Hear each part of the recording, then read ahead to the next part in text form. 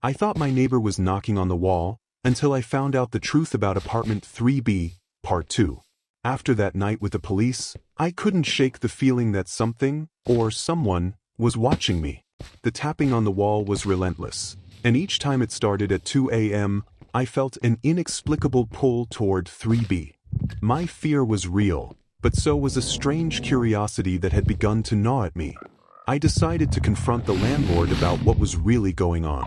"Who lived in 3B before?" I asked, trying to sound casual, though my heart was pounding. The landlord hesitated, glancing around nervously before speaking in a low voice. Her name was Sarah. She kept complaining about noises, shadows, said she felt like she was being watched. Then one day she just vanished. No trace, like she never existed. That name, Sarah, sent a shiver down my spine. The name felt familiar, as if I'd known it all along. That night, I couldn't get her out of my head. The tapping started again, and I pressed my ear to the wall, listening intently. And then I heard it, her voice, soft and pleading. "Help me, please." It was haunting, filled with a pain that seemed to seep into my bones. Against my better judgment, I found myself standing outside 3B's door, my hand trembling as I reached for the handle. It creaked open, and a wave of decay hit me, but I stepped inside, drawn by something I couldn't explain. The room was dark, the air heavy, and there, in the corner, was a shadowy figure, Sarah. She was faint, almost transparent, but her eyes were clear, piercing through the darkness and locking onto mine. "You came," she whispered, her voice a mix of relief and sadness. "I knew you would." Her presence was chilling, but I couldn't tear myself away. There was a tragic beauty to her, a sorrow that pulled me in deeper. As she stepped closer, I felt the air around me grow colder, and I shivered, but I didn't move. Her gaze held me in place, and when she spoke again, her voice was softer, more intimate.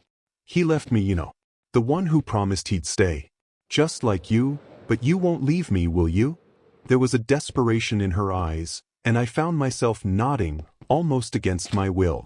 Suddenly, her cold hand touched my face, and I felt a shock of fear and something else, a twisted, forbidden desire.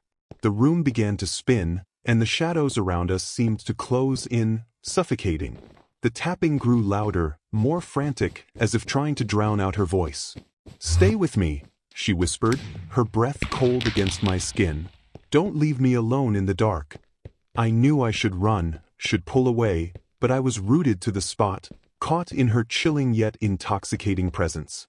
I could feel her loneliness, her despair, and it mirrored something deep inside me, something I didn't want to acknowledge. Then, without warning, a loud, thunderous knock shook the room, breaking the spell. I stumbled back, the door to 3B slamming shut with a violent force that rattled the walls.